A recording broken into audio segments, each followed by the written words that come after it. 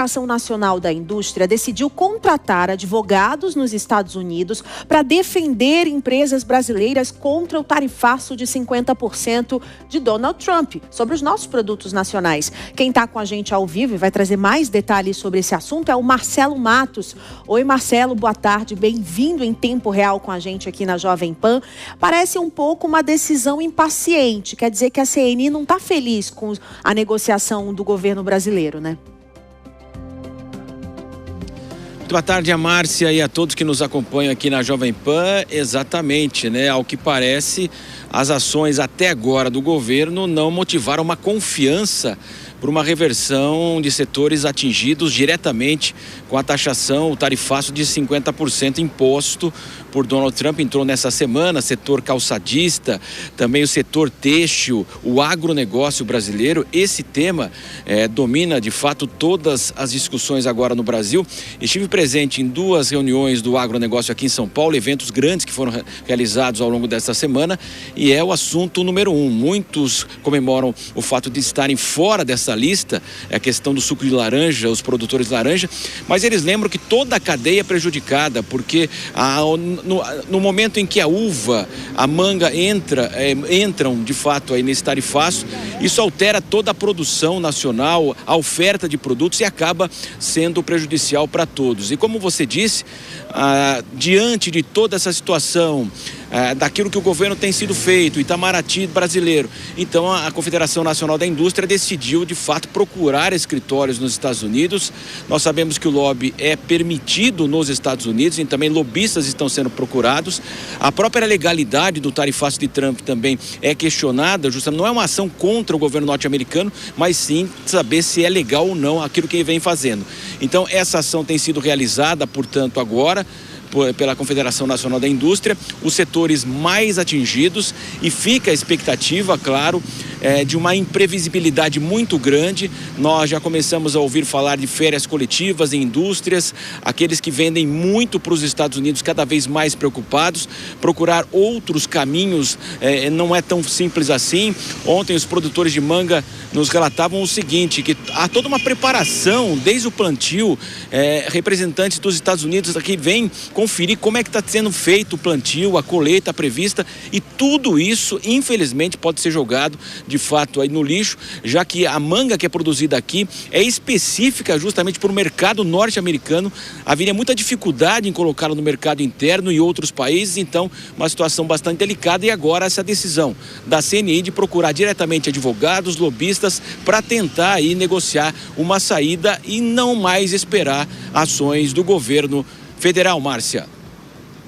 Matos, pelas suas informações. Agora a gente vai ouvir os nossos analistas sobre essa situação que o Matos trouxe para a gente. Começando pelo Durso. Olha, eu quero lembrar, Durso, que o governo está trabalhando num plano de contenção desses prejuízos. Só que esse plano ainda não foi colocado em prática. E aí essa demora parece que vai causando uma instabilidade nos mercados que são os afetados, como o agro, o mercado têxtil, as indústrias, né?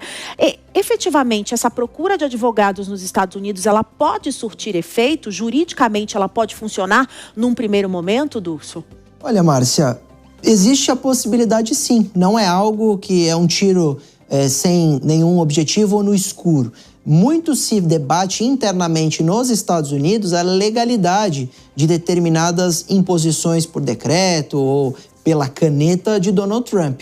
É claro que é muito improvável que a justiça americana derrube o tarifaço para todos os produtos que sobraram aqui no Brasil, mas pode servir para pontualmente eliminar novos produtos ou fazer de fato com que a justiça americana aprove ou não, né, chancele ou não a legalidade de todas essas medidas, porque tem sido algo muito comum na forma com que Donald Trump tem feito nessas negociações geopolíticas por todos os países. Ele taxa, né, põe uma tarifa muito alta e negocia para melhorar para determinado setor, mas nem sempre outros setores nos Estados Unidos são de fato beneficiários. Alguns estão reclamando e também são prejudicados pelos tarifaços externos. Por isso também existiria essa mobilização não só da imprensa americana, de parte da imprensa, mas de alguns empresários americanos que já cogitavam legalizar, judicializar essa questão. Agora, nós fazendo direto também é uma possibilidade, né? Os afetados aqui no Brasil, ou pelos seus órgãos de representação, moverem determinadas ações judiciais na América para, quem sabe, reverter em todo ou principalmente em parte esse tarifaço. Agora, Kriegner, quando a CNI toma uma atitude como essa, fica muito clara a descrença em relação às atitudes do governo brasileiro, né? Exatamente, a descrença e a urgência não representada pelo governo federal. Márcia, a gente tem falado bastante disso aqui. As falas do ministro Haddad na questão da negociação com o governo americano sempre falam num tom de calma, num tom de muita passividade, de certa maneira, dizendo que não há urgência. Eu lembro muito bem o ministro Haddad dizendo na semana antes do tarifaço entrar em vigor, antes do 1º de agosto, dizendo, olha, nós não vamos nos preocupar com aquela data do dia 1º. Depois do dia 1º ainda existe espaço para negociação, a mesa continuará aberta para negociação entre os dois países, ou seja, não mesmo entendendo qual é a urgência dos setores, os setores que mais pagam essa conta, né? A Confederação Nacional das Indústrias realmente está fazendo o seu trabalho de ir atrás para estancar a sangria que virou o bolso de determinados setores, de empresários de determinados setores, por uma questão política e que poderia ser resolvido de uma maneira também política, com muito mais rapidez, agilidade, se esse fosse o desejo do governo federal. Vale a pena a gente voltar aqui. O que é que faz o governo federal não ter mais urgência e capacidade de negociação nessa questão? São os interesses eleitorais de 2026? É a única coisa que explica. Obrigada, Kriegner e Durso. Já a gente volta com vocês, 2h45.